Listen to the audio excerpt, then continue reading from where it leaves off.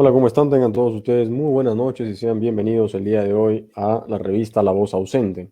Hoy estaremos presentando una obra sumamente interesante, importantísima, además dentro de las coyunturas que se está viviendo y dentro de lo que es una de las áreas o los campos más importantes para el desarrollo de nuestro país, que es la educación. Y ese libro que tengo aquí en mis manos, El maestro es fuego, fuego a prueba de balas. Aquí lo tenemos, del profesor y escritor también, Francisco de la Cruz Guasguay. El día de hoy vamos a estar comentando el libro. Es un libro testimonial, se podría decir un libro novelado, pero testimonial, porque está basado en hechos reales y de alguna manera recrea hechos suscitados durante lo que fue la huelga magisterial del año 2017, una huelga que duró 3 largos meses y que, digamos que catapultó, si podemos decirlo así, a la palestra y a la escena político-social del país al profesor Pedro Castillo Terrones, que hoy en día es prácticamente electo presidente de la República, ¿no?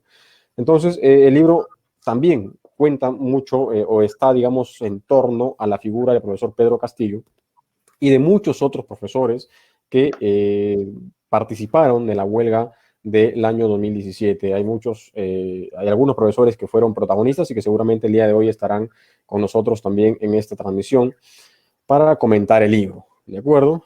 Así que sin más preámbulo, vamos a darle la bienvenida a quien va a ser el presentador de este libro, ¿verdad? El poeta y escritor Carlos Villavalles.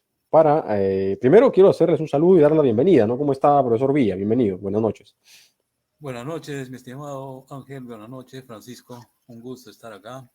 Ya estamos listos para hacer algunos comentarios, algunas cuestiones importantes que me parecen del libro. Y sobre todo, hoy día mi intención es hablar sobre el personaje principal, ¿no? Que es Pedro Castillo. A Pedro Castillo. disposición entonces, mi estimado Ángel. Perfecto, muchas gracias, profesor Villa. Profesor Francisco, bienvenido, bienvenido. Muchísimas gracias por contar con la confianza en la voz ausente, ¿no? Para hacer la presentación de este libro. Creo que es la segunda presentación ya que se está haciendo formalmente y que esperamos, por supuesto, vengan muchas más, ¿no? Muy buenas noches, Ángel, buenas noches también, compañero, maestro Carlos Villa. Muchísimas gracias por esta, digamos, por esta actividad literaria y sobre este libro, El maestro es fuego a prueba de balas. Muy bien. De acuerdo, entonces, sin más detalles, vamos a hacer la presentación. Vamos a presentar valga la redundancia, al presentador del libro del día de hoy, el profesor Carlos Villavalles. Él es natural de Moyobamba, en la región San Martín, es docente cesante, profesor de educación básica y literatura, bachiller en ciencias, humanidades y artes, investigador educacional, miembro activo del gremio de escritores del Perú, impulsor de Bibliotecas sobre Ruedas, un programa de fomento del libro y la lectura, un proyecto, ¿no? De fomento del libro y la lectura en plazas y parques, mediador de la lectura de la Biblioteca Comunal Helen Keller de Mangomarca en San Juan del Lurigancho, mediador de lectura y escritura a través de la Cátedra 2019-2020, Ministerio de Cultura, Dirección del Libro. El año 2019 fue premiado con diploma de honor como personalidad meritoria de la cultura por parte del Congreso de la República. Participa activamente en recitales poéticos, creador del espacio literario Fines de Mes Poéticos en el Café La Esencia del Ramé en San Juan del Lurigancho. Fundador además de la comunidad literaria juvenil Inti Suyay, o sea, Sol de Esperanza. Entre muchos otros trabajos, por supuesto, dentro de su currícula y su trayectoria, larga trayectoria literaria. Entre sus publicaciones tenemos, por ejemplo, el año 2006, De la Selva a su folclor, Cuentos y poesías de la selva, Crisis de la educación, causas y consecuencias del año 2012, poemario Canto a Moyobamba, antología Chapumba, mitos y leyendas de la selva del año 2017, Claves para el cambio, un libro interesantísimo y que además estaremos presentando dentro de poco, ya anunciaremos, 30 propuestas de transformación sociológica y pedagógica para el aula, la familia y la sociedad. Y el año 2019, uno de sus últimas obras, Cuento El misterio del Aguajal. Bienvenido, profesor Carlos Villavalles. El micrófono y la pantalla de la revista La Voz Ausente son suyas. Muchas gracias, mi estimado Ángel. Un saludo también por esta tribuna a todos los amigos de la cultura, la escritura, que están ya viéndonos a través de esta hermosa página, La Voz Ausente. Me honra hacer la presentación de este hermoso testimonio y tengo que empezar felicitándole a nuestro gran amigo Francisco de la Cruz Basuallo y por este revelador testimonio. Además, no solamente es un testimonio de los acontecimientos vividos en la huelga del 2017, las penurias que han tenido que atravesar los docentes y donde indudablemente ha surgido una nueva organización contundente a nivel de los maestros que fueron artífices de la huelga del 2017 y han elevado como personaje o protagonista principal al profesor Pedro Castillo Terrones. Decía que no solamente es ese acontecimiento, sino fundamentalmente además es un homenaje, ¿no? Un homenaje póstumo a los docentes mártires de la huelga del 2017. Entiendo que más de 5 maestros han sido asesinados por las fuerzas del orden, entre comillas, ¿no? Del Estado, solamente por estar testimoniando su descontento, su indignación, frente a los niveles de postergación que siempre vive el maestro. Entonces el 2017 fue un acontecimiento interesante, importante, histórico con esta huelga. Aquí, en este testimonio, quiero leerles un pequeño parrafito muy interesante que señala, que dice, por ejemplo, mis palabras, cual tañer de campana, sonarán en tus oídos, abrirán tus poros y tu corazón latirá al compás de mi canto, hasta que las entiendas. Y si huyes, aún en el esplendor de las estrellas, en el encanto de la luna, te perseguirán mis palabras. Eso es importante, ¿no? Porque finalmente lo único que tiene el docente, el maestro, el profesor, el educador, es su palabra como herramienta testimonial, su palabra como instrumento de lucha, además de su voluntad, además de su inquebrantable lucha a favor de su dignificación, de su elevada posición social. Ahora bien, el maestro es fuego a prueba de balas, dice, ¿no? Maestro es la palabra que se pronuncia constantemente dentro del magisterio. Pero hay algo que me llama la atención. Por todos los medios de comunicación e información, entre comillas, ¿no? Porque de comunicadores y noticiosos casi no tienen nada, ¿no? Han lanzado toda una artillería, ¿no?, en contra de este personaje principal, de este testimonio, que es Pedro Castillo, y solamente pronuncian la palabra el profesor. Ellos dicen el profesor, ¿no? ¿Y por qué lo dirán el profesor? ¿Por qué no dicen, como dicen siempre los maestros, el maestro, ¿no? El maestro Pedro Castillo. Entonces, nosotros indagamos este por qué, ¿no?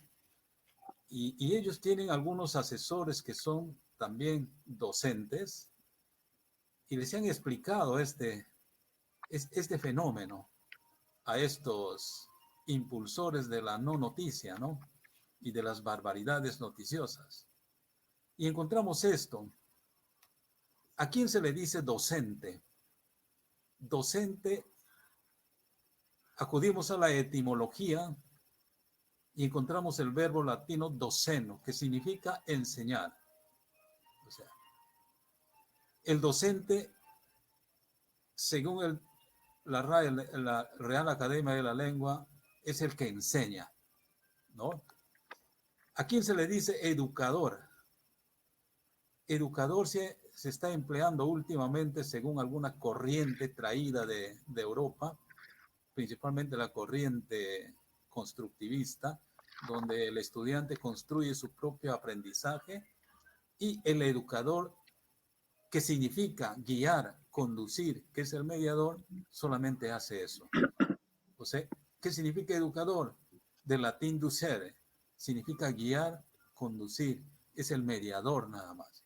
Y es lo que se pretende ahora que el maestro sea, ¿no? Que solamente sea guía, conductor y mediador, y que el alumno construya su propio aprendizaje. De repente otro día vamos a conversar estos asuntos que parecen que no tienen mucha importancia, pero que sí tienen mucha trascendencia ideológica y política, porque es una concepción que está manejando ahorita los que controlan el poder económico.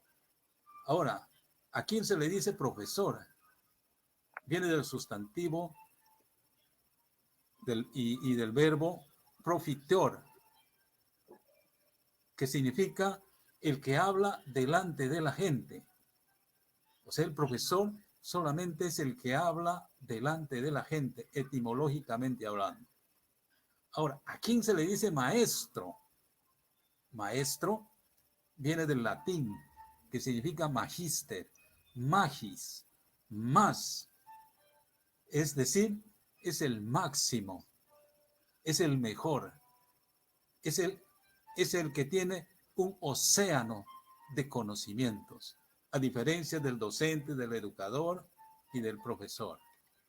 Entonces, el maestro ya es el que integralmente está preparado para todo, psicológicamente, filosóficamente, y tiene una íntima relación no solamente con sus alumnos, sus padres de familia, el aula y la escuela, sino también con la comunidad. Entonces, categorialmente podemos decir que docente genéricamente es el que enseña.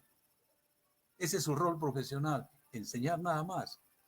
El profesor, además de enseñar ahora, hace su cátedra y habla, y hace eso. Habla nada más delante de los alumnos, que es lo que antiguamente se hacía, ¿no? Y el educador es lo que esta corriente constructivista señala, que solamente es el mediador. No enseña nada, no guía, solamente media. O sea, es el conductor, es el guía. En cambio, el maestro, yendo ya categorialmente a su real significado, es el que humaniza la educación, la enseñanza, y trasciende más allá del aula. O sea, podríamos decir que el maestro cumple un rol liberador, transformador, ¿no? Entonces, no todo docente, no todo profesor llega a ser maestro. O sea, no a cualquiera se le puede decir maestro, ¿no? Porque valgan verdades que, si bien es cierto, los maestros se distinguen fundamentalmente en su lucha reivindicativa, en su lucha sindical, han forjado, gracias a ellos, tenemos lo que tenemos y no estaríamos recontra más atrasados. Pero lo que falta es, pues, ¿qué cosa? Es trascender en el aula, trascender con la educación. Y cuando se habla ahora de la revolución educativa, del proceso transformador de la educación, fundamentalmente nos estamos refiriendo a eso, que el docente no solamente debe trabajar bien en el aula, sino debe tener la capacidad de construir la conciencia y la mente de los jóvenes, de los estudiantes y de él mismo y de los propios docentes, su contribución a la forja de una mejor sociedad. Es decir, como decía Paulo Freire, debe ser un docente liberador, transformador, y sacarle a su pueblo de esa educación opresiva en que vive. Entonces, esta hermosa obra testimonial, novelesca, El maestro es fuego a prueba de balas, tiene esa connotación. Está hablando de un maestro, y justamente el personaje principal de este texto testimonial, no solo por su estructura, sino porque también le escribe un protagonista de este acontecimiento huelguístico de 2017. Me refiero a Francisco de la Cruz Basuallo. Ha sido uno de los protagonistas, uno de los líderes de la huelga del 2017. Entonces, esta lucha del 2017 tiene su escenario, pues, en el tiempo y en el espacio, así como el texto del año de 2017. Entonces, el protagonista, el personaje principal de esta obra testimonial es Pedro Castillo. Y el protagonista principal, fundamental de la huelga del 2017 ha sido pues Pedro Castillo. Entonces hay una coherencia ahí. Pedro Castillo en la huelga, Pedro Castillo en esta obra testimonial hermosa. Pero una vez que acabó la huelga, acabó también el protagonismo, el liderazgo, el auge de Pedro Castillo. Pero hasta que apareció, después de 2017, apareció nuevamente, pero con una nueva faceta. Este personaje principal de este testimonio apareció con una nueva faceta, el de candidato electoral. Hasta marzo, febrero, marzo del año 2021, Pedro Castillo no era nada. Estaba en otros. Y ahora, en estos momentos que estamos presentando esta obra testimonial, el Jurado Nacional de Elecciones está a punto de proclamarle presidente de la República Peruana. Quiere decir, actualmente, Pedro Castillo no es solamente personaje testimonial de esta hermosa obra, El Maestro es Fuego a Prueba de Balas, sino ya es personaje principal, protagonista principal del bicentenario. Es decir, es el rostro, Pedro Castillo ahorita es el rostro del bicentenario.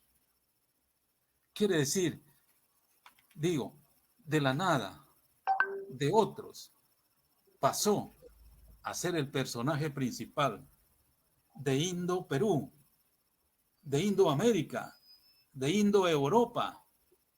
Y a ese personaje principal es el que la encontramos aquí en este testimonial novelesco, El Maestro es Fuego a Prueba de Balas, ¿no? Ahora, ¿cómo se explica este fenómeno social cultural? Porque este es un fenómeno, ¿no? Porque, como reitero, hasta febrero, hasta marzo, Pedro Castillo estaba en otros. Y de pronto se desarrolla y ahorita está a punto de ser ya proclamado presidente, ¿no? Y esto no es paradoja, ¿no? No es casual. Yo diría que es el proceso de armonización de la naturaleza, en este caso, de la naturaleza social y cultural. Porque no es casual tampoco que la élite criolla, la élite burguesa, la élite que controla nuestro país económicamente, políticamente hablando e ideológicamente, con su mentalidad y comportamiento aristocrático y feudales, se estuvo preparando ya para celebrar su bicentenario con bombos y platillos, ¿no? Y con su presidente o su presidente afín a ellos. Entonces, la independencia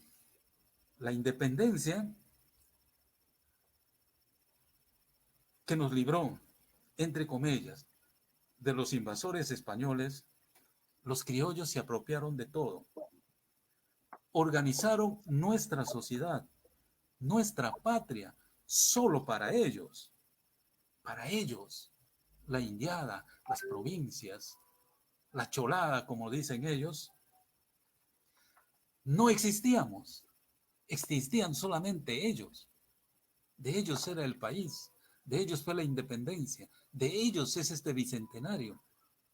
Pero no se esperaron este fenómeno social, esta armonización que la naturaleza a veces nos juega, nos da lecciones. Entonces, no esperaron esta sorpresa. Que los pongos, que los cholos, como llaman ellos, que la indiada, como llaman ellos, que solamente vienen hacia ellos para ser pues sirvientes, para ser porteros, para ser vigilantes. Y ahora uno de ellos esté a punto de ser proclamado presidente, les parece inconcebible. A los dueños del Perú eso les parece inconcebible, que no es creíble, es una pesadilla.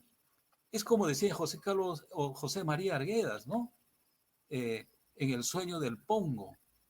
Es realmente algo que ellos jamás, quizás, en su pensamiento aristocrático y feudal, porque ellos quieren siempre resolver con la inmensa riqueza que han acumulado desde 1821, les parece inconcebible que este personaje del maestro es fuego a prueba de balas desde el 2017, venido de un pueblito que se llama Puña, con su sombrerito, su ponchito, su quesito y sus maicitos, sus canchitas, ahora sea su presidente. Eso no lo aceptan. Por eso ellos han creado o han inventado, están imaginando una realidad que ni ellos mismos se la creen, diciendo que los comunistas están bajando del Ande para quitarles todo y utilizan toda su maquinaria brutal, sistemática, sanguinaria para oponerse. No quieren que este personaje, que prácticamente representa como símbolo ya a nuestros pueblos desposeídos, a nuestros pueblos oprimidos, a nuestros pueblos, no digamos postergados, ¿no? A nuestros pueblos excluidos del desarrollo, de las riquezas. Por eso no le veían, no le daban tanta importancia que este personaje llamado Pedro Castillo diga: no más pobres en un país ricos. Eso ni se imaginaba. Y tampoco significó nada para ellos que diga palabra de maestro. Y después de que este personaje termine cada intervención, se saque el sombrero como cortesía. Pero no se sacaba el sombrero y no decía no más pobres en un país rico y palabra de maestro, pero no lo decía para ellos. Él no se refería a ellos, a los dueños del Perú, sino se refería al mundo andino, al mundo amazónico, a nuestros profesores rurales. Y esto es importante remarcarlo también en este testimonio del maestro es fuego a prueba de balas y en este proceso electoral, porque fueron los maestros, los artífices de que Pedro Castillo esté ahí a punto de ser proclamado presidente, porque los maestros estamos en la misma condición que nuestros pueblos rurales, que nuestros campesinos, que nuestra gente, por decir en su conjunto, a nuestro pueblo. Entonces, esta clase, acostumbrada a hacer lo que le da la gana, porque la plata que han acumulado lo pueden gastar como quieran, a ellos no aceptan todavía, están haciendo todo lo posible que este personaje no trascienda. Pero resulta que el personaje ya forma parte de una obra. Y esa una obra, como decía su autor, está saliendo como pan caliente y se está vendiendo y se está adquiriendo, porque eso es pues el Perú profundo, ¿no? Eso es la organización de los maestros. Eso es lo que significa el AINI. Eso también nos recuerda a nuestro pueblo tahuantinsuyo, la solidaridad, el AINI. Entonces, el maestro es fuego a prueba de balas, es un libro, es una novela, un testimonio que tiene que ser adquirido, que tiene que ser reproducido, que tiene que ir a las zonas rurales, a los pueblos, porque es un testimonio de lo que es este personaje, Pedro Castillo, que ahorita va a ser presidente de la República. A prueba de balas, en contra de la maquinaria brutal del sistema. Es decir, este personaje se ha enfrentado con un sol a 100.000 millones de soles de los que controlan el poder económico. Y eso a nosotros nos enfrenta, es decir, el personaje Pedro Castillo nos enfrenta prácticamente con nuestra realidad. Nos está dando el testimonio realmente de lo que somos, lo que irónicamente, desvergonzadamente o insultativamente una Argentina alienada nos quiso decir acá en el Perú que decía que somos indios marginales. En el fondo quizás este insulto tenga algo de razón, porque esos sectores marginados, explotados, oprimidos, ese pueblo rural, ese pueblo andino, amazónico, ahora está emergiendo, está desarrollando y está enfrentándose a toda esa maquinaria brutal del sistema de los que controlan el poder económico en nuestro país. Por eso es importante. El maestro es fuego a prueba de balas. Por eso yo felicito de verdad al maestro Francisco de la Cruz Guasguayo, este nivel de creación, ¿no? Este nivel de desarrollo de su pensamiento para dar este testimonio. Y coincide y concita y debe concitar indudablemente la admiración de este gran maestro que es Pedro Castillo, y de Francisco Guasguayo, que es el autor de este libro. Entonces, yo quiero terminar también este testimonio, este enfrentamiento que siento contra esa maquinaria brutal que es el sistema que nos quiere comer vivos, y en eso es otra virtud, no solamente de este libro, sino de Pedro Castillo. Yo quiero terminar leyendo un párrafo de este hermoso libro, de este hermoso testimonio, porque me parece importantísimo,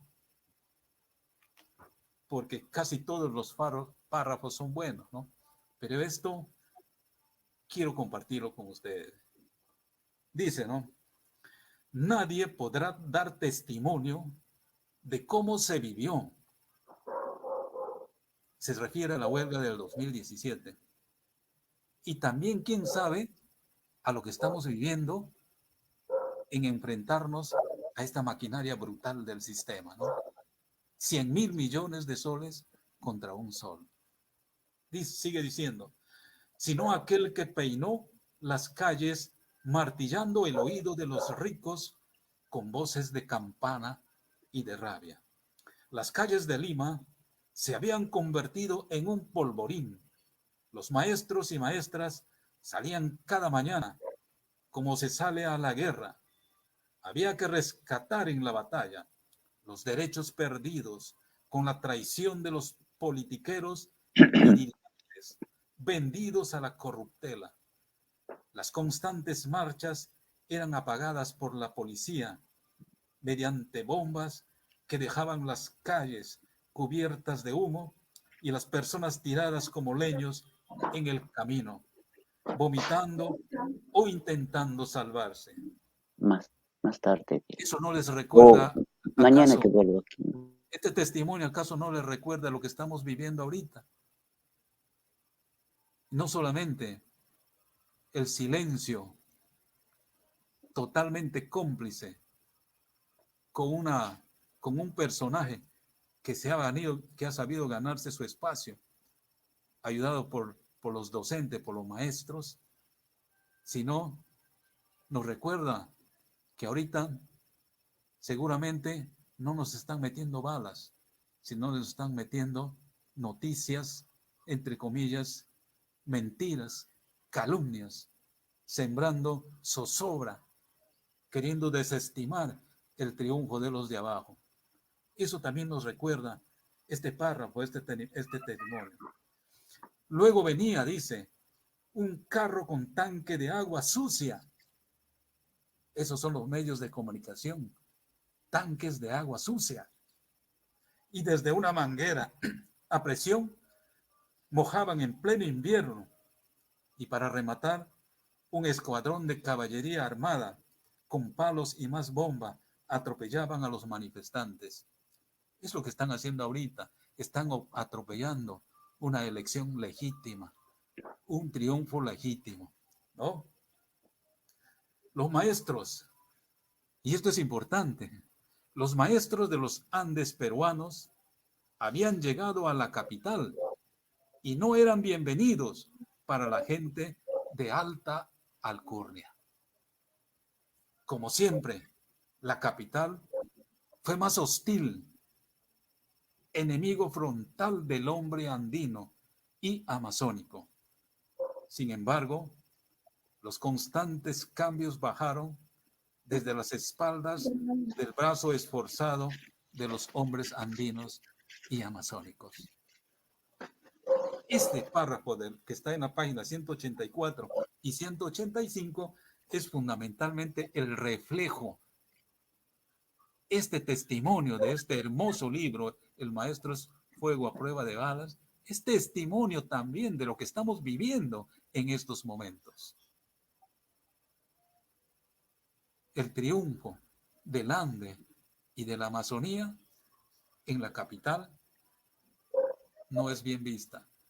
Y duele mucho, porque Lima, la capital, está lleno de hombres andinos y hombres amazónicos que han venido a vivir acá buscando un porvenir. Y digo, duele esto porque seguramente esta gente que ha venido se ha olvidado de sus ancestros, se ha olvidado de dónde vienen y han votado por sus verdugos. Porque Lima no ha recibido bien estas elecciones que ha venido y que ha bajado del mundo andino y el mundo amazónico.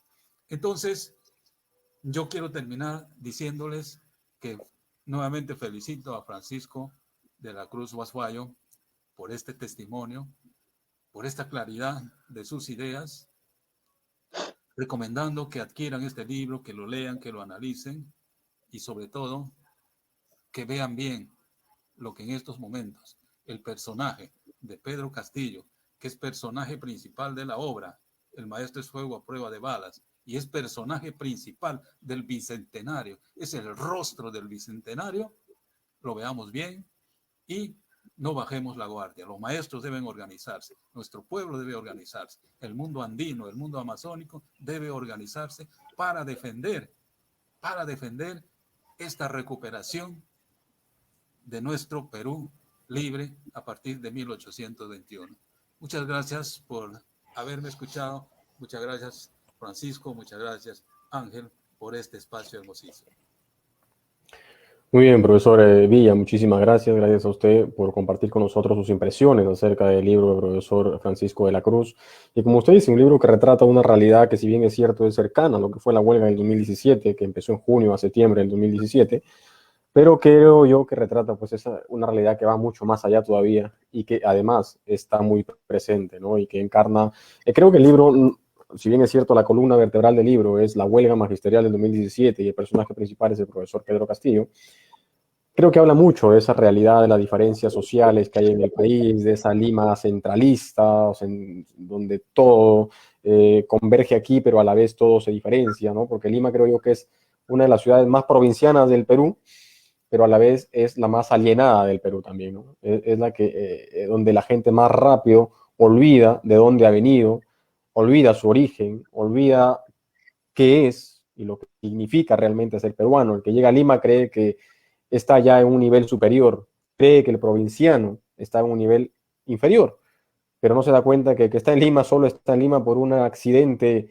geográfico o centralista que hay en el país y nada más, porque al final de cuentas el Perú en general somos un país andino, un país serrano, un país pluricultural, con una serie de diferencias y en base a esas diferencias es que deberíamos trabajar para lograr un futuro común, ¿verdad? Por un bienestar común. Pero bien, nos acompaña el profesor Cayo Santos, quien es poeta, Cayo Santos desde la región de Ayacucho. No sé si, a ver, profesor Cayo, no sé si me está escuchando en este momento. Ahí está. Muchas gracias por estar con nosotros. Quiero darle la bienvenida. Gracias por atendernos y por participar el día de hoy en la presentación de este libro. Bienvenido. Buenas noches a todos, al público, buenas noches a Francisco, a ustedes, ¿no? Y gracias por invitarme. Para mí, haber conocido a Francisco es una cosa bastante importante. Al igual que él, yo también soy profesor eh, de lengua, literatura o de comunicación. Hace unos años atrás, cuando Francisco vino a Ayacucho, estuvo trabajando una pequeña temporada aquí. Al igual que en el magisterio, también estuvo trabajando como periodista.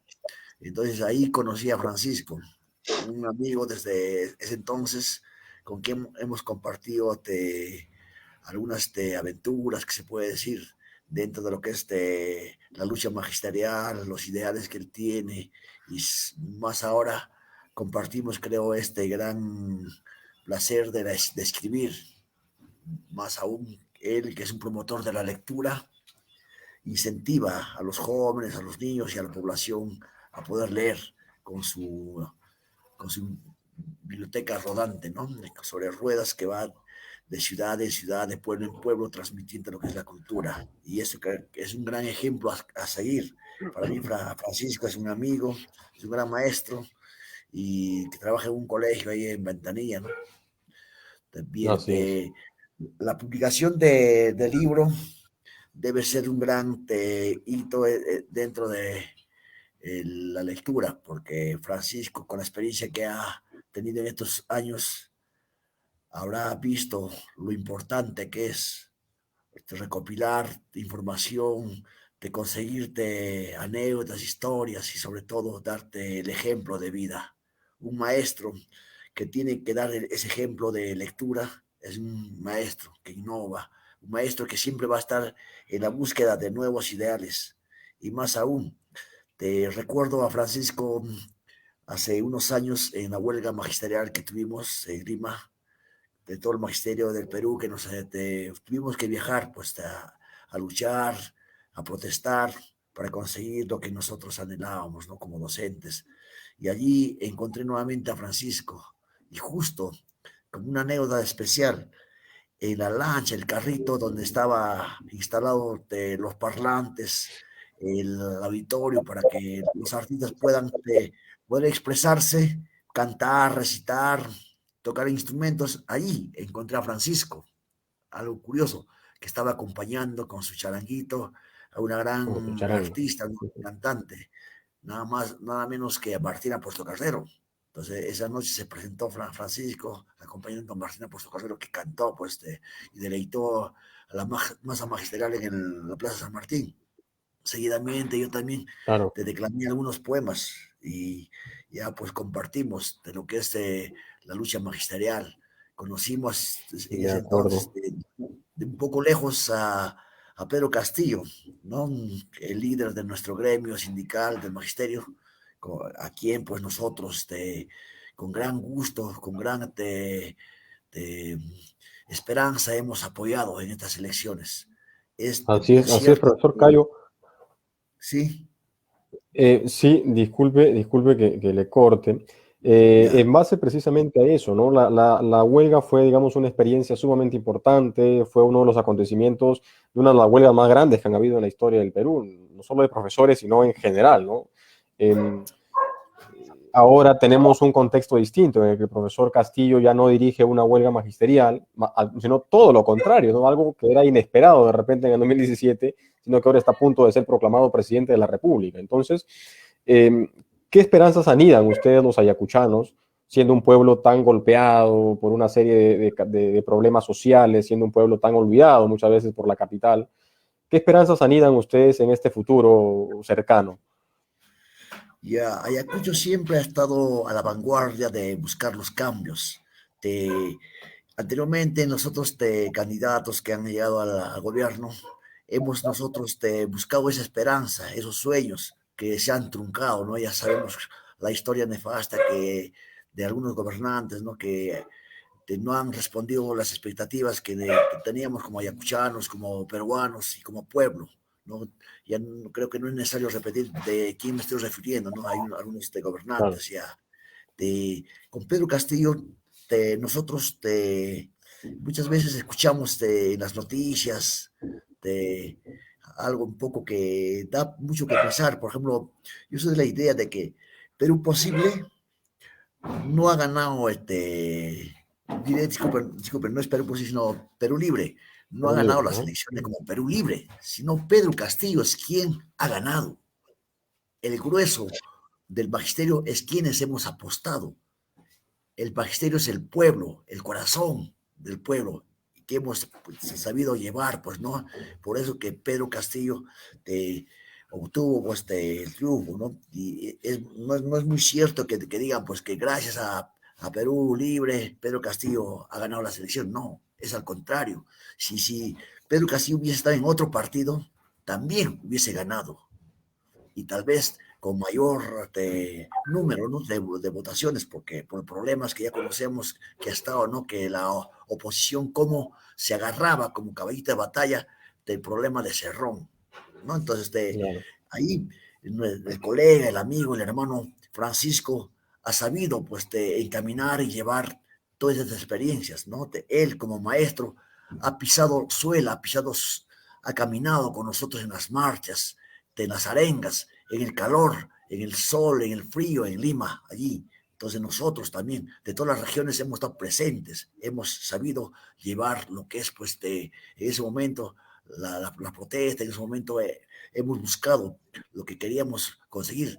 No tanto hemos visto que en esa vez nosotros no hemos luchado por un sueldo, hemos luchado por otras condiciones, como por ejemplo dar alimentación a los estudiantes, ¿no? Que lo hemos conseguido, Exacto, y muchos exacto. otros aspectos.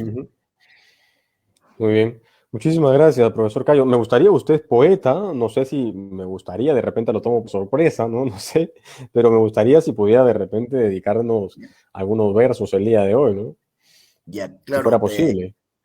cómo no, con todo gusto para todos ustedes, para mi gran amigo y hermano Francisco.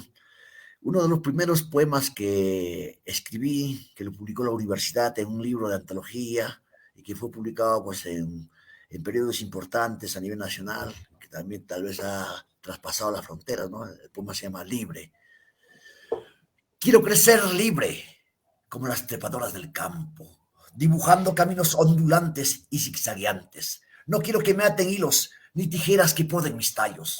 Debo ser libre por brotar donde el viento me lleve, hundir mis raíces en la tierra brava y dejar que coman de mis frutos. Mis hojas han de secarse y mis tallos han de quebrarse entre las pisadas verdes de mis verdugos. Mas así he de crecer entre la maleza y el olvido. Quiero pintar en lo alto otro cielo, otro Dios del que sí se acuerda el hombre. Pintar los ángeles con el zapato hueco y en la mano la limosna de un pan. Quiero enterrarme la sábana que la lluvia dejó ayer, con truenos y granizos, sin el aroma de una flor ni el llanto de una madre, libre como las trepadoras del campo. Francisco. Muy bien. Muchísimas gracias, profesor Cayo. Muchas gracias. Un gusto, gracias a La ustedes. libertad, la esencia de la humanidad, la esencia del hombre, la esencia del especie, de la libertad, y en base a esa libertad de que tenemos que seguir luchando. Muchas gracias, profesor Cayo, por haber participado y haber estado aquí con nosotros en la revista La Voz Ausente, en la presentación del libro El Maestro es Fuego a Prueba de Balas. Gracias. Un saludo hasta la ciudad de Ayacucho. Estuvo con nosotros el profesor Cayo Santos, que también fue, por supuesto, fue protagonista de la marcha, de la huelga de maestros del año 2017 y que obviamente figura también en el libro, ¿verdad? Y bien, entonces creo que es momento de presentar al autor, ¿verdad? Al autor del libro, para que nos cuente cómo fue el proceso de construcción de la obra, por qué es que decidió publicar el libro a fin de cuentas, ¿no? Pudo haber dicho, bueno, yo formé parte de la huelga, estuve ahí, fui testigo, pero de repente no pudo haber hecho más, ¿no? ¿Por qué es que decide? ¿Cuál es el objetivo final? Si es que hay un objetivo final al publicar el libro, ¿no? Seguramente hay muchos que ya él nos tendrá que contar. Vamos a presentar al profesor Francisco de la Cruz Guasguayo. Estudió pedagogía en la Universidad Nacional Enrique Guzmán y Valle, en La Cantuta. Es ex docente de la Universidad Nacional San Cristóbal de Huamanga, Institutos Superiores de Pedagogía, maestro en aulas de primaria y secundaria.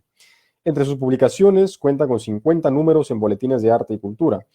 Maestros sin Fronteras, A la Quebrada, director del quincenario El Chillón, entre otras publicaciones, tiene, por ejemplo, El éxito escolar, Métodos para crear hábito de lectura, Tomaré por asalto el cielo y La resistencia. Asimismo, artículos periodísticos. Es impulsor del libro y la lectura en el proyecto Biblioteca sobre Ruedas, una labor encomiable que realiza por todo el país. Y ahora pues nos presenta el libro El Maestro es Fuego a Prueba de Balas. Así que bienvenido, profesor Francisco.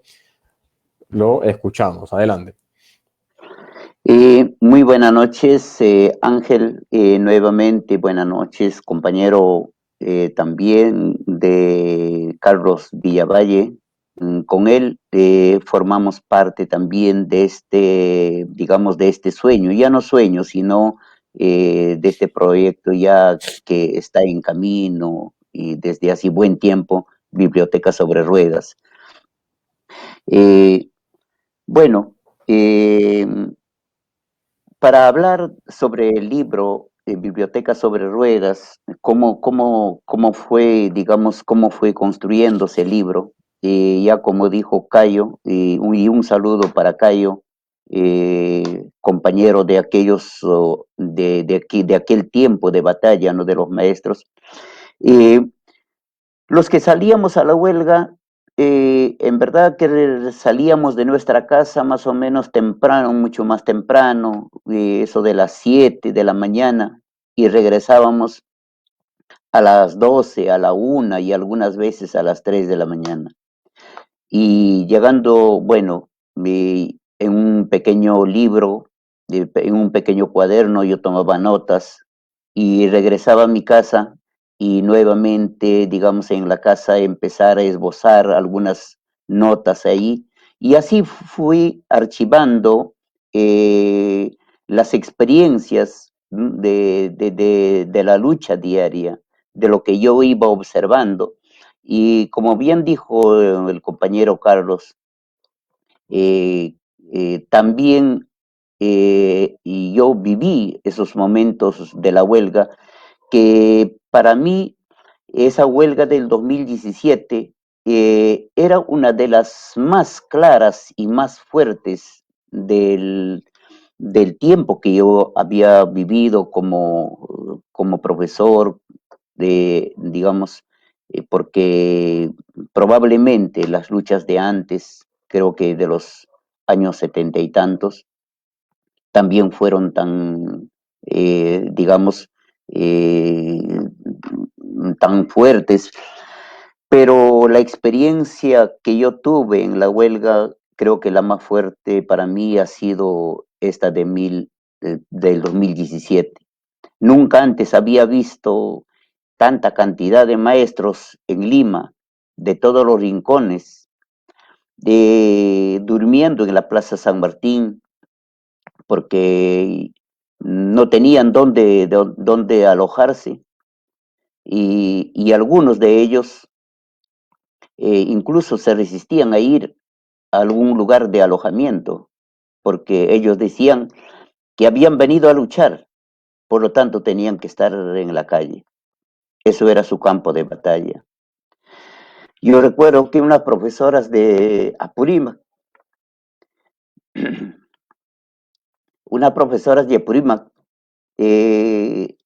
estaban en la noche, que eran como las 11 de la noche, y durmiendo con sus hijos.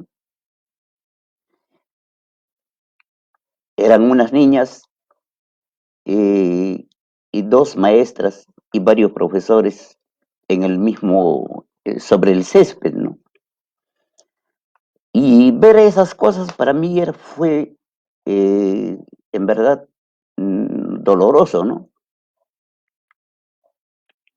Porque una cosa es de repente estar unas cuantas horas, pero justamente eran los meses de julio, de julio, agosto, épocas en que hacía mucho frío en Lima. Y también profesores que venían de provincias y estar en Lima sin alimentos no es una tarea bastante fácil. Y estar corriendo todos los días en medio de las bombas, ¿no? No fue, digamos, una tarea fácil para los maestros. Y esos cuadros vi y los iba anotando. Pero antes que se me vayan, digamos, la idea, voy a nombrar algunos nombres que en verdad son muchos, pero por ejemplo la profesora May Coila me parece que ella es de Tacna, perdón, de Moquegua, creo, ¿no? Una profesora muy entregada, ¿no? Escuché sus discursos que fulminaban, ¿no? Que llegan, digamos, a encender el espíritu de los maestros, ¿no? A la profesora María Toche, ella es de Ventanilla, al maestro Víctor Vilches, al maestro Fernando Valencia, que es dirigente secretario general de Callao, ¿no? A la profesora Flor Muñoz, ¿no? Y en verdad, mi agradecimiento a la profesora Flor Muñoz, que contribuyó bastante para la publicación de este libro, ¿no? Su aliento. Al maestro Edgar Tello, que es secretario general de Sutelima, ¿no? Gran maestro, gran dirigente, protagonista, ¿no? de esta huelga, ¿no? Al maestro Mauro Concha Villegas de Apurímac, a la maestra Sandra Carguarupay del Cusco, a la maestra Yanet Honor Casaperalta, también de Cusco, a la maestra Patricia Araujo, que es profesora contratada de audios, y justamente en una de las calles en el centro de Lima, primero una bomba, el humo, ¿no? de esta bomba de pimienta le envolvió a la maestra y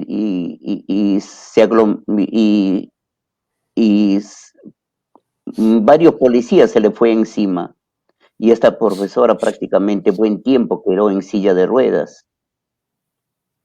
Claro, Que primero claro que sí, lo recordamos todos. Y creo que un par de días no sabían dónde estaba la profesora, ¿no? Y yo creo que hasta ahora sigue la maestra caminando con muletas, ¿no? Y alguna vez yo le pregunté a la profesora si había ella recibido alguna atención de parte del Estado, y me dijo que no. Al maestro, bueno, que ya no está con nosotros, es el maestro Ángel Retuerto, que falleció en esos días de lucha. Él es de Ancash. al maestro también Walter Yucra, también del Cusco, que también en plena lucha falleció. Y los otros 9 maestros que fallecieron prácticamente fue en todo ese momento, ¿no? Y en especial es el maestro Pedro Castillo Terrones, de quien no solamente, digamos, la capacidad de liderazgo que tuvo, ¿no? O que tiene, sino ese acercamiento en verdad para conmigo, porque yo estoy seguro que el maestro en esos momentos no sabía, ni yo tampoco todavía sabía si iba a escribir este libro, pero las veces que fuimos cruzando las palabras, que fuimos conversando, yo iba poniendo atención a todo lo que él decía, a sus movimientos, para poder construir esta historia.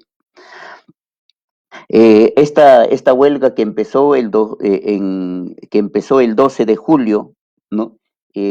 Principalmente, como dijo el maestro Cayo de Ayacucho, pedía, pues, ¿no? Reclamaban el 10% del PBI, inversión de 10%. Y justamente ahora también es una de las propuestas como candidato o como a la presidencia, ¿no? El sueldo de una UIT, ¿no? La alimentación para los niños. Y justamente este tema de la alimentación para los niños y el cambio de currícula en el colegio, esto caló bastante en los padres de familia. En los padres de familia y los padres de familia de los diferentes lugares apoyaron esta huelga del 2017.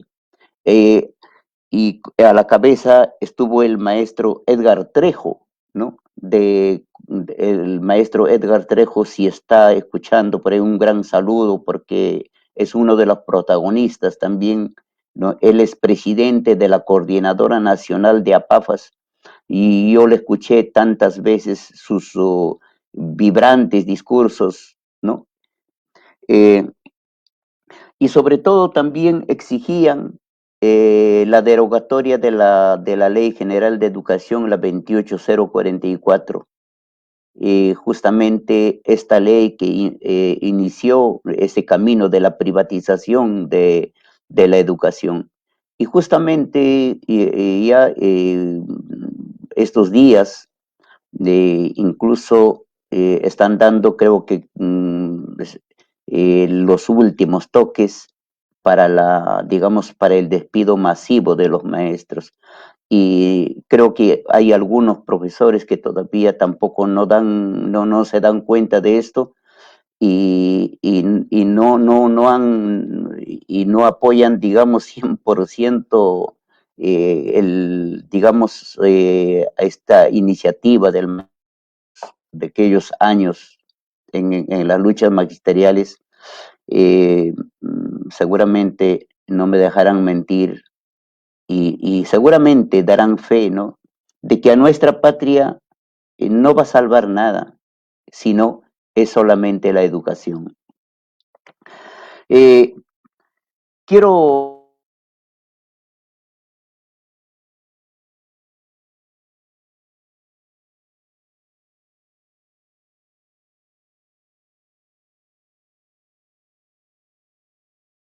tomaré por asalto el cielo.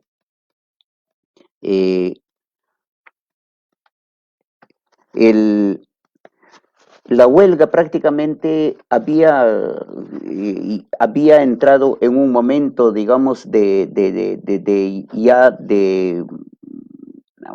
fin, después de cerca de 70, 80 días de duración. Entonces,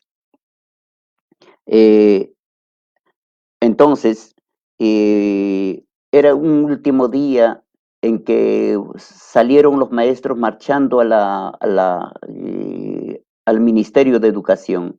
La ministra había dado 3 días de plazo para que los profesores regresen.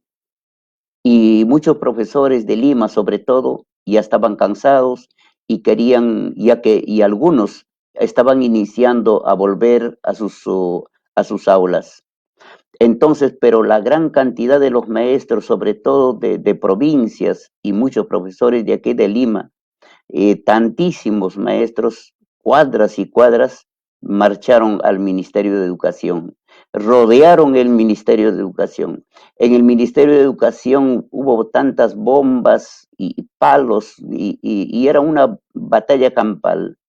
Y después de varias horas, ya más o menos a las 5 de la tarde, perdón, sí, como más o menos 5 o 6 de la tarde, salieron los dirigentes y convocaron en ese mismo instante en la Avenida Aviación, porque tenían que dar una salida, pero no podían levantar la huelga, sin consultar a los maestros. Entonces, eh, entonces esa parte dibujé de esta manera, dice, ¿no? La avalancha humana no callaba 3 horas cercando al edificio.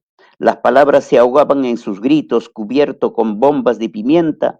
Otros se arrastraban buscando un auxilio sobre cemento. Ya había oscurecido, las luces se encendieron, pero los manifestantes no se movían. Las matracas, chicharras, silbatos y los gritos ensordecedores retumbaban en los edificios. Sabían que cada uno de los manifestantes, como fuesen guerreros, estaban jugando sus últimos recursos. Sabían que en cualquier momento un descuido en la táctica de uno de ellos podía echarse la suerte.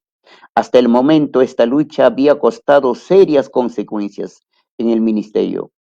Quedó al descubierto las compras de computadoras a sobrecosto, puestos altos sin título, pero ganando millonarios sueldos. Directores y alta jerarquía solo con bachiller, ningunos tenían estudios de pedagogía. La inmensa corrupción con serias consecuencias para el ministerio. Igual mal parado el ministro del Interior, que en su intento de doblegar el temple de los dirigentes recurrió a todas las estrategias y en todas fracasó.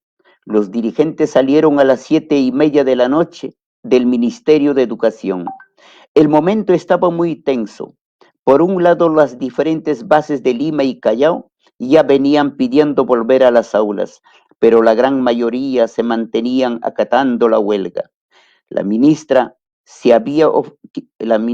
había ofrecido subirles el sueldo de manera escalonada hasta alcanzar la unidad impositiva tributaria, nivelar el sueldo base de los maestros contratados y nombrados, pero faltaba lo más importante, que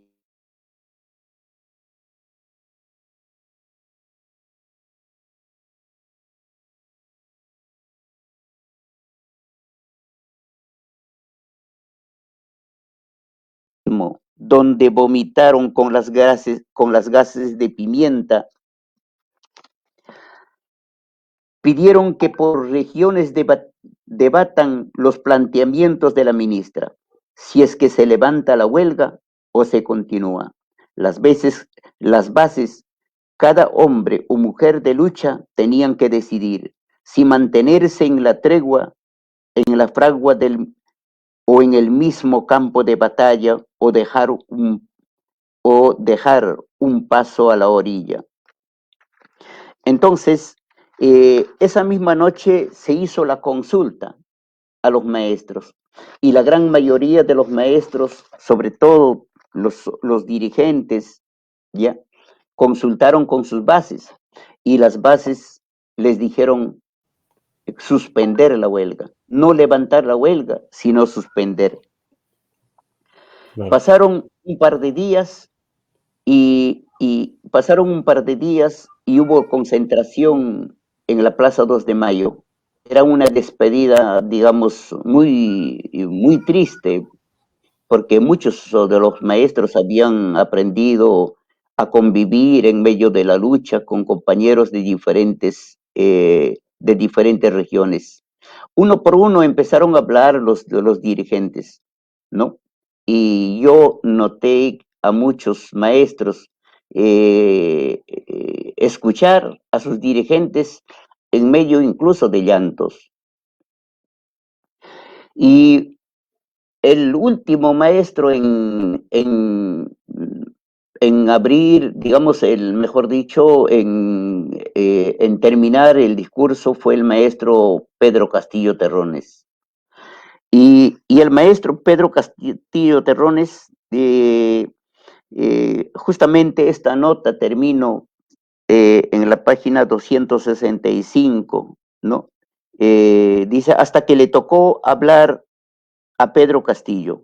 El dirigente repasó con la mirada. Estaban atentos los oídos, las miradas fijas. Una y otra vez interrumpieron los aplausos. Entonces él terminó diciendo, volveremos, claro que volveremos, compañeros, para entrar por la puerta grande que se nos cerró. Hemos nacido en la fragua, estamos hechos a prueba de balas. Somos maestros y volveremos, sí, volveremos como el fuego a prueba de balas. Entonces, es así como termina, digamos, esta novela. Pienso que de repente en este libro termina, pero tal vez esta novela tiene una continuación, ¿no? Bien, Claro que esto sí. es más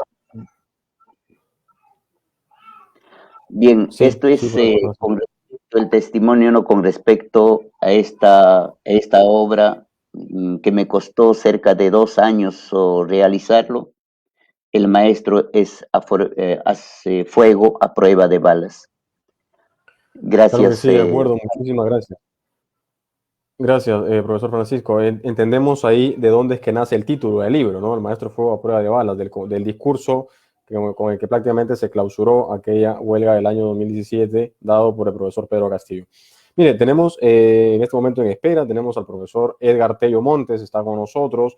Él es secretario general, ¿verdad? Fue durante la huelga también la mano derecha, digamos, del profesor Castillo y estuvo muy cerca liderando la huelga. Y actualmente es virtual congresista de la República, así que vamos a darle la bienvenida para que participe el día de hoy con nosotros. Profesor Tello, ¿cómo está? Buenas noches. ¿Me escucha bien? Buenas noches, buenas noches. ¿Cómo está, profesor Tello? Bienvenido. Muchísimas gracias por atendernos y Buenas por poder el día noches. de hoy disponer de su tiempo. Un gusto, compañeros. Buenas noches, buenas noches. Bien, mire, estamos aquí comentando el libro, ¿no? El Buenas libro noches, profesor del Francisco. profesor. Felicitarlo por la presentación de su libro. Los compañeros también que están en la sala. Buenas noches a toda la audiencia que está siguiendo esta presentación del libro.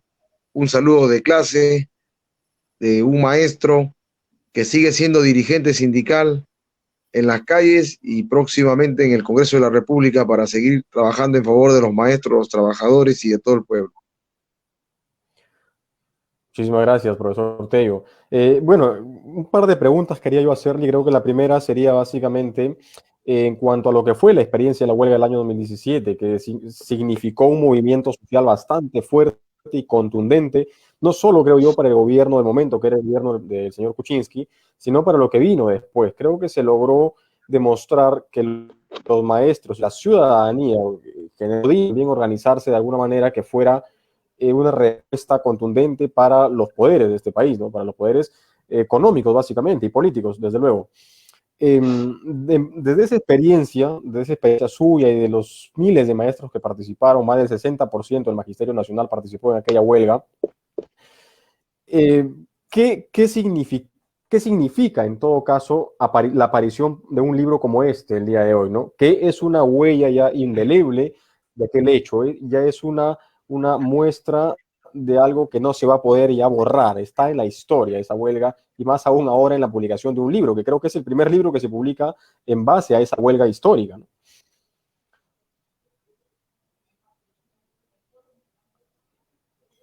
Así es. Al respecto, bueno, felicitar una vez más al profesor Francisco de la Cruz, maestro consecuente, luchador, que ha tenido la paciencia de hacer la recopilación y tener también los hechos que fueron parte de la historia de nuestras luchas, recogerlos y resumirlos en una obra que va a ser muy importante para la cultura del magisterio nacional e internacional, de cómo se gestó esta importante medida de lucha de los maestros, que no nació el 2017, que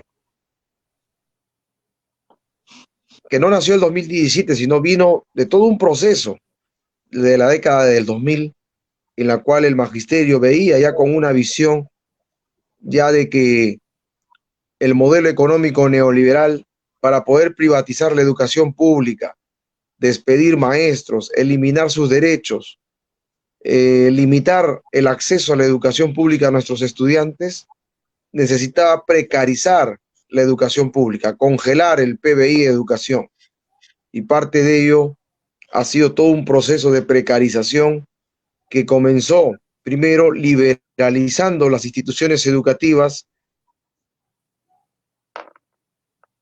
entregándolos a la voraz inversión privada, bajo el pretexto de fomentar la libre competencia en educación, que con el decreto ley 882 liberalizó, pues toda cualquier persona natural o jurídica podía aperturar una institución educativa, ¿ya? No teniendo el área o el espacio que requiere una institución educativa, ¿no? Muchas instituciones educativas privadas comenzaron con una salita, un patio o el segundo piso de un chifa o una pollería. Así comenzaron las escuelas privadas en nuestro país. Ahora, profesor Tello, Y también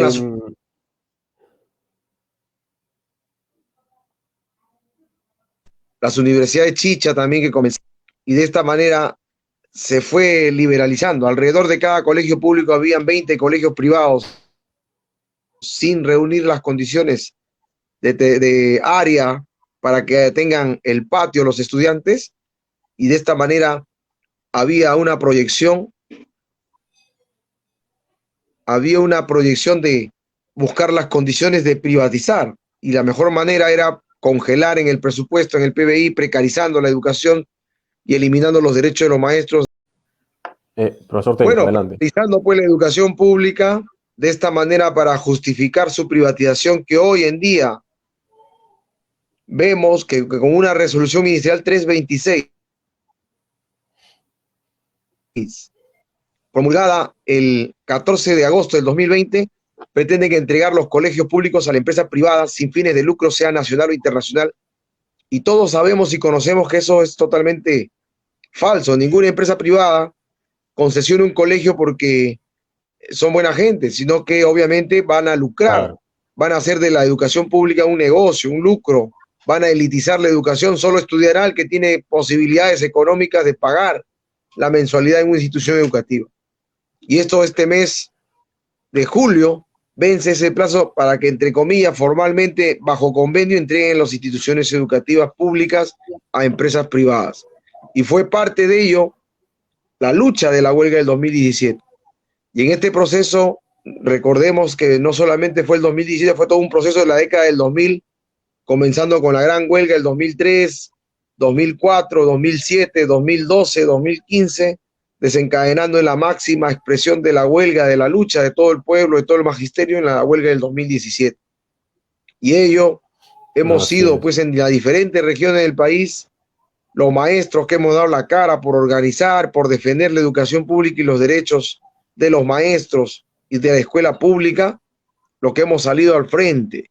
Y ese reconocimiento ha sido, digamos, recíproco, que hoy nos ha permitido que la población, el magisterio, nos lleve al Congreso de la República para seguir defendiendo la educación pública y los derechos de los maestros que hasta la fecha no vienen siendo atendidos, ¿no? Como el pago del 30%, el nombramiento de maestros y auxiliares de educación de manera automática, la modificatoria pues del diseño curricular nacional,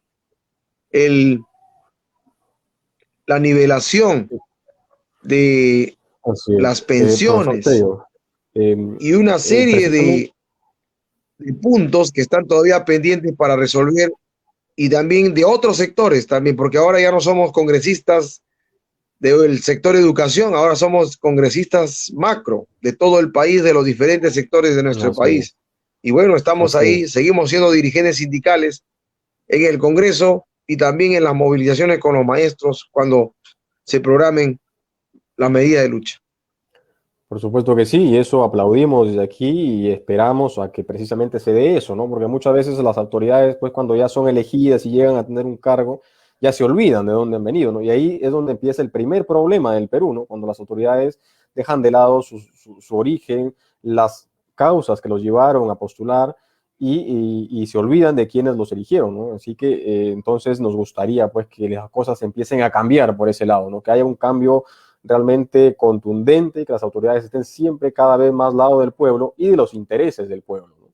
Ahora, profesor Tello, usted hablaba, por ejemplo, del tema de los problemas de educación en distintos campos y justamente se le fue la señal del Internet.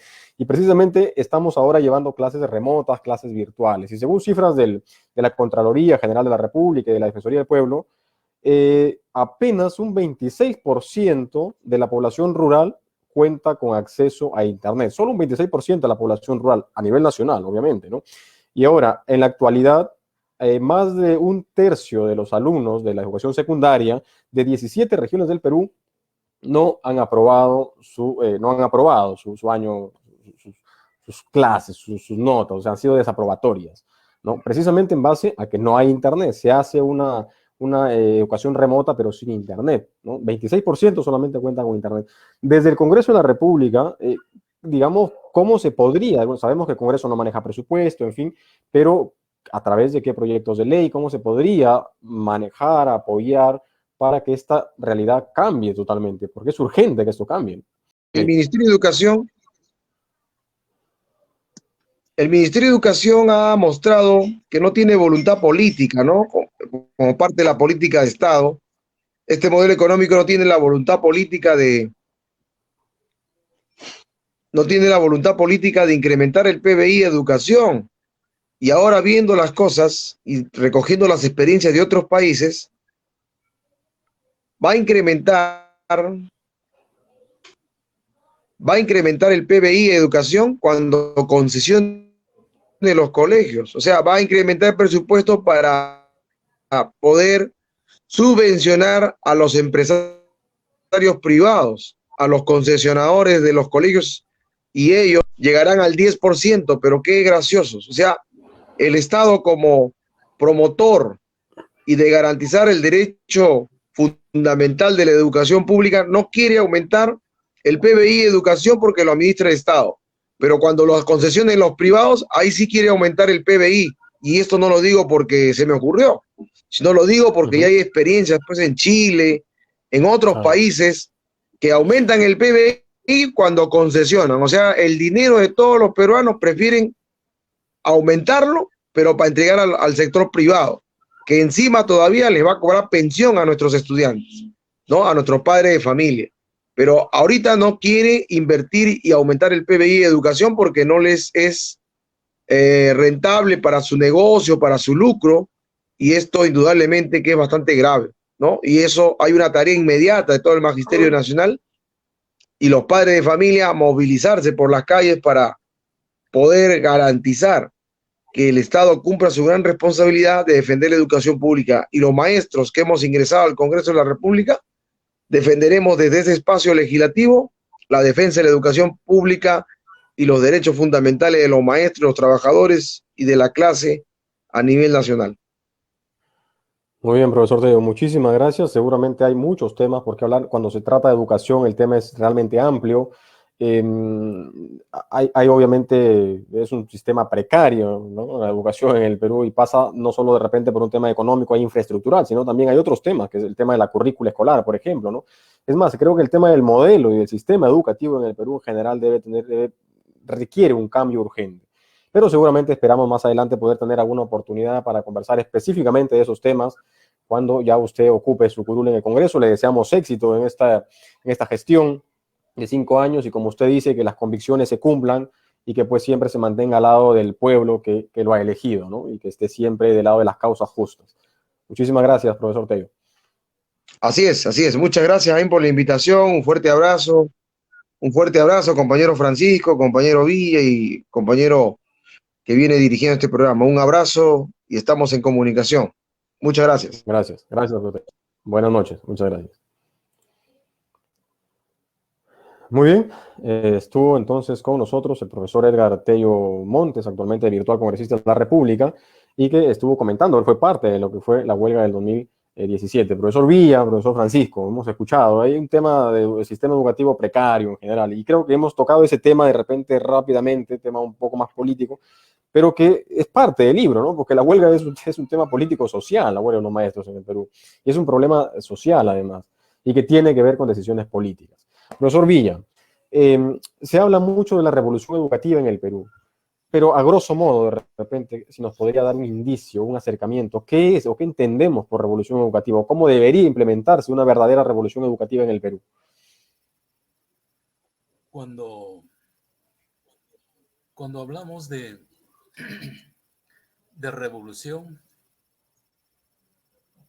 revolución es un cambio, pero antes que cambio es un proceso.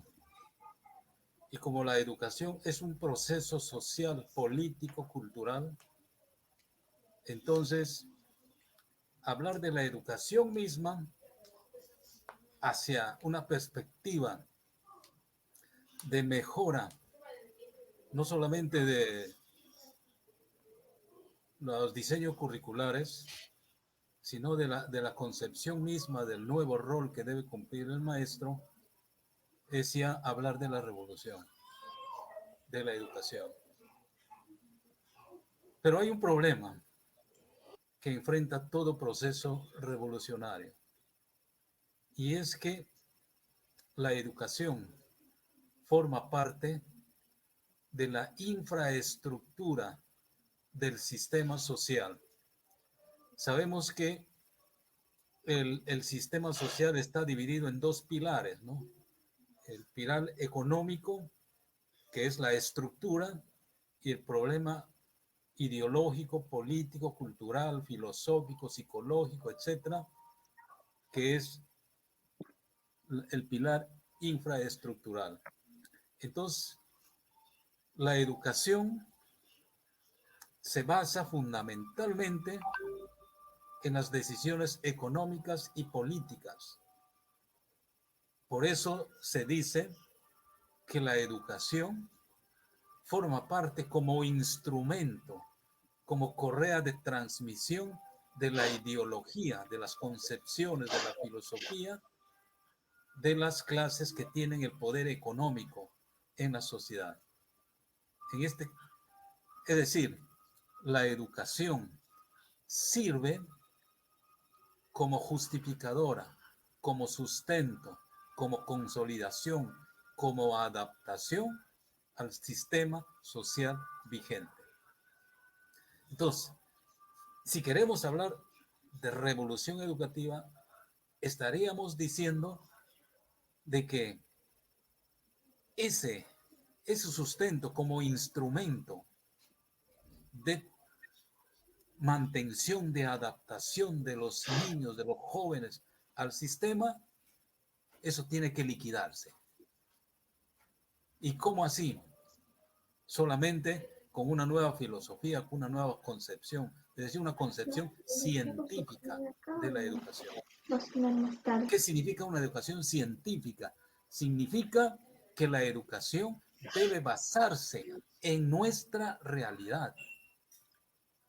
Es decir, los niños y los jóvenes deben conocer la realidad a través de la educación. Y no solamente significa conocerla, sino enseñarles a interpretar la realidad a través de los hechos. Eso significa educación científica. Lograr que a través de los hechos la realidad de los niños y de los jóvenes cambie. Es decir, los niños y jóvenes revolucionariamente, educativamente, tienen que contribuir al cambio social, al cambio de su comunidad, de su pueblo. Si eso no lo hacen, entonces no estamos hablando de revolución educativa. Estamos hablando de cualquier cosa menos de revolución educativa. Y en nuestro país, lo que sucede es que la educación está totalmente divorciada de nuestra realidad. La educación nos hace vivir fantasías educativas y pedagógicas. Estamos en medio de todo un desarrollo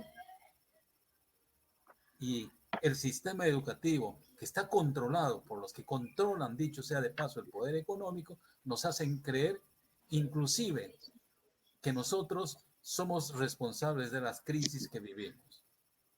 Y cuando se habla de desarrollo económico, nos hacen creer a través de la educación que nosotros también vivimos ese desarrollo económico.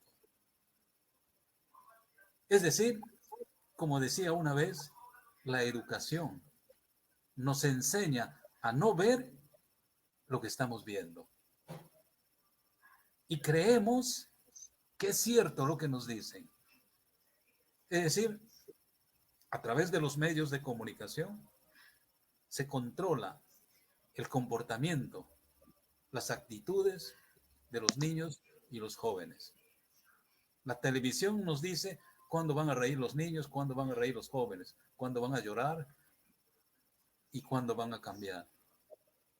Entonces, cuando hablamos de revolución educativa, hablamos también de regulación de ese proceso de aculturación que viven y que vivimos, que viven principalmente nuestros niños y nuestros jóvenes a través de los medios de comunicación.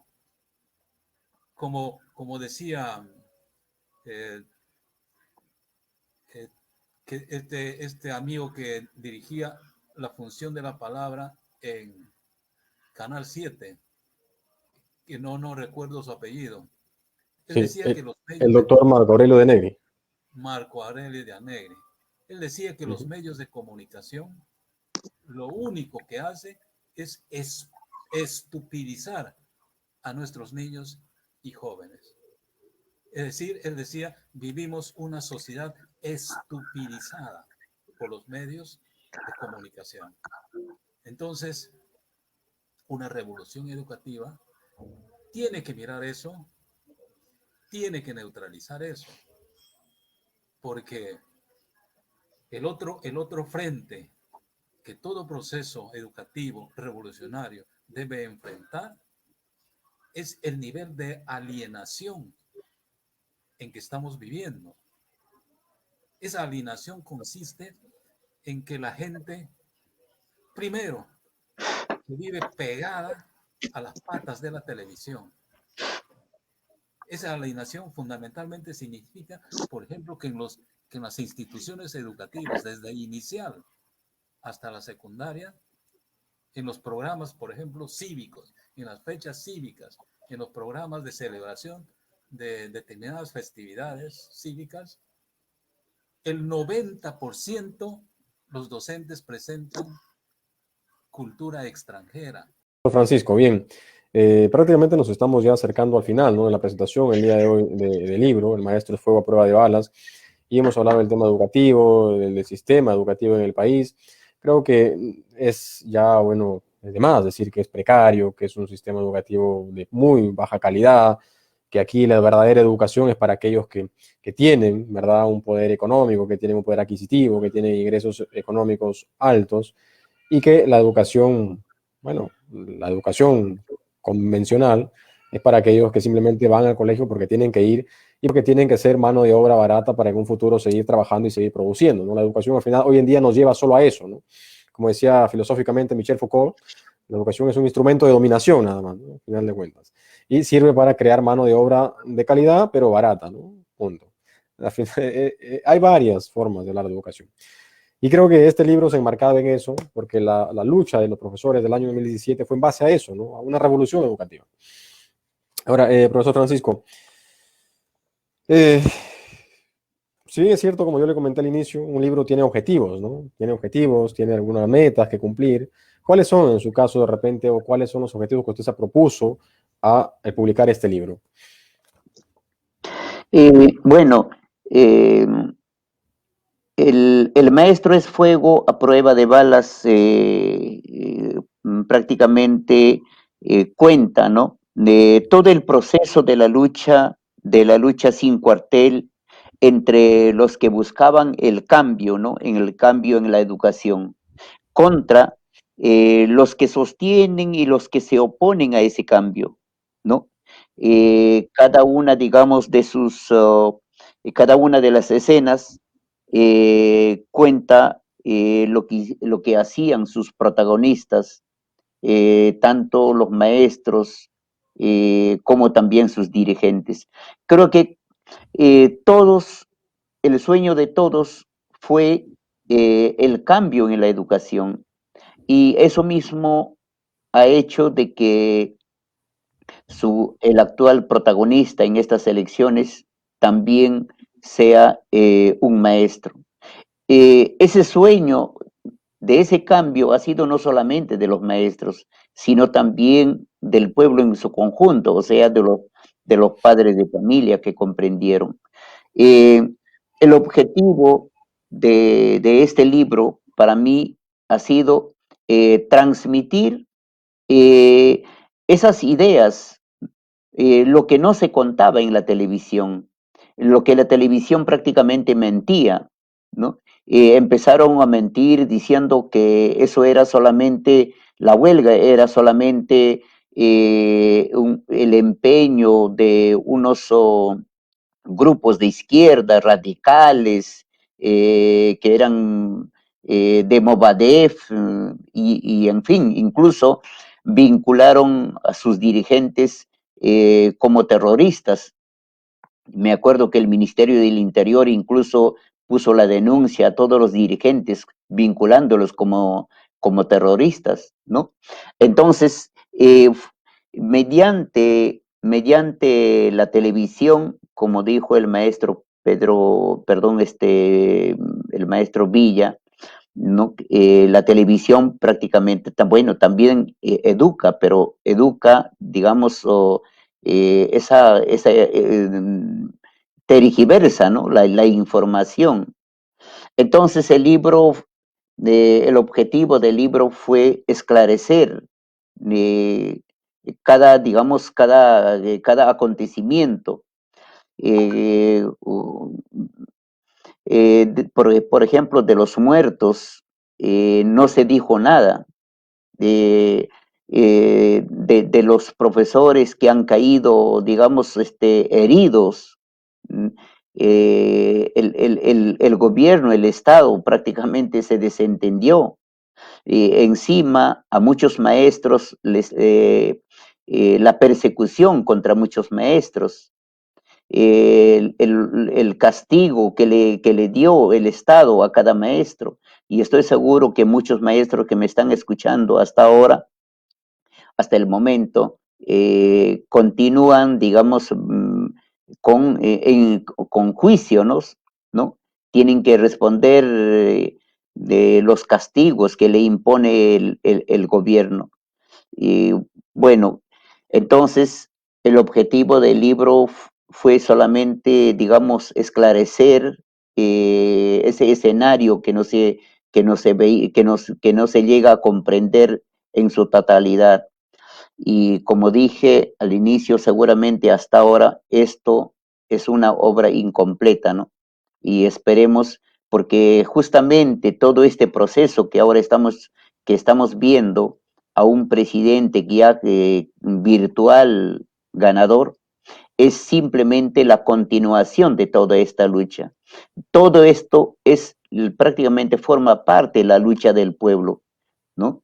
Entonces, pero yo no sé cuándo es que va a entender en su cabalidad todo el pueblo en su conjunto para poder cambiar de una vez todo este sistema injusto, ¿no?